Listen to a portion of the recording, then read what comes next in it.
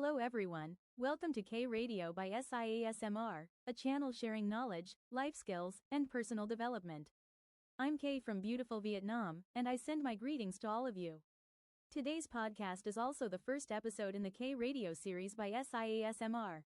And today's topic, as the podcast title suggests, is that the best way for adults to live is to reduce expectations of others. This is a topic that perhaps everyone knows, but not everyone understands. It's about expectations. We often view expectations through dreamy eyes, like a camera with built-in filters that make expectations seem more beautiful. Expectations help us be more optimistic and positive in life. But what if those expectations bring about results that are not what you want?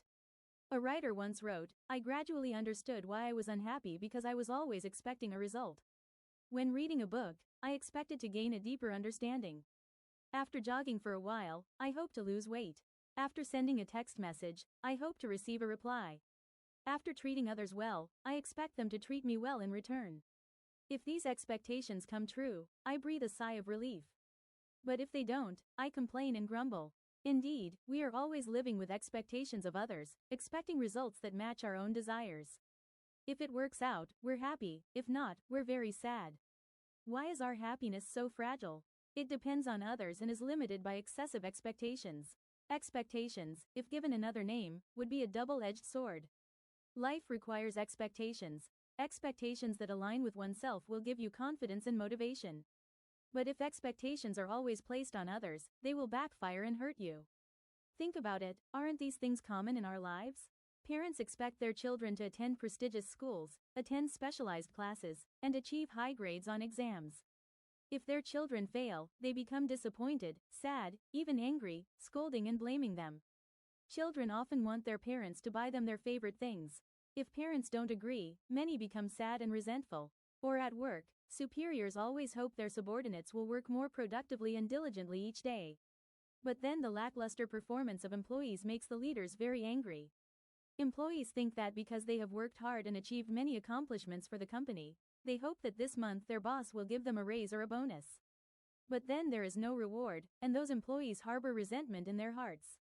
One day, you hoped your boyfriend would prepare a romantic birthday party, but he only gave you a meager gift, leaving you utterly disappointed. He hoped you'd understand, explaining how busy and demanding his work had been lately, leaving him no time to prepare a proper celebration. But you didn't understand and instead complained and sulked. He felt incredibly sad, thinking his girlfriend didn't understand him. Do you see? Most of us think of ourselves first. When we elevate ourselves, we naturally want to change others. Especially those closest to us, we feel obligated to fulfill our desires. We use the pretext of being loved, cherished, or having the power to bind others. But no one in this world is obligated to do everything you want. Why do some managers have high expectations for their employees, especially longtime employees, and when the results aren't what they hoped for, they might reprimand or even severely scold them, believing that no matter how harshly they scold, the employee won't leave? It's because they believe they have a very close relationship with that employee, like with parents, children, spouses, or lovers. In front of loved ones, we become completely relaxed and assume that our loved ones will naturally follow our wishes. When the results don't meet expectations, we're bound to feel angry and deeply disappointed. There's a very true saying: we often maintain our best attitude towards strangers, while saving our worst temper for those close to us. Why do we allow ourselves to get angry when they don't meet our expectations? Because we believe that no matter what, they will never leave us. But on what basis do you think they will never leave?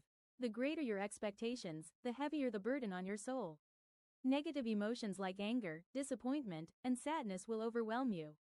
And perhaps you'll lose many precious things without even realizing it. Expecting others to change is like putting your happiness in their hands. You expect others to change according to your wishes. Failure is inevitable because you cannot change anyone in this world. The only person you can change is yourself. Changing others only brings you suffering, while changing yourself is the beginning of happiness. Don't shift the responsibility of making yourself happy to those around you; it's your responsibility. Reduce your expectations of others, and you'll find life lighter and happier. A friend confided in me about her boyfriend like this: "I like arranging flowers in the living room. Every time he finishes work, he walks past the flower shop but never buys me a bouquet. I'm so tired from cooking, why doesn't he help me wash the dishes? Every time we argue about trivial things, every time he doesn't do what I want, I wonder, did I choose the wrong person? I just asked her, what about when you're sick and he buys medicine for you? What about when you're suffering and he tries to cheer you up? No one in this world is perfect. If we only look at the other person through the lens of expectation, we'll only see their flaws and forget what they've done for us. Having excessively high expectations of others is poison that kills your own happiness. It hurts the other person with hurtful words and also hurts yourself. A sign of immaturity is always expecting others to meet your standards. True maturity, on the other hand, is about accepting and respecting differences. Even two leaves on the same branch can't be exactly alike, so why should we demand that everything develop according to our standards? If you have such high expectations that you're always dissatisfied with everything, you'll probably see only thorns everywhere. And you'll be the one getting pricked by those thorns. To remove the thorn in your eye and get rid of the worries in your heart, first, take off your glasses and stop expecting too much from others. The person who truly makes you unhappy isn't the one you expect, but the expectations you place on them. Reduce your expectations of others, reduce your desire for others to change to suit your wishes, and reduce your expectations of a specific outcome. Learn to rely on yourself. Focus on changing yourself first. In your heart, you will find happiness. Reducing expectations of others is the best way for a mature person to live. If you agree with K Radio's perspective, please like, subscribe, and share this helpful content to spread love to those around you. And don't forget to turn on notifications to receive the latest content every Saturday from K Radio. This is the greatest support you can give me. Thank you for listening. 𝙎𝙎 will always be with you to become a better version of yourself every day.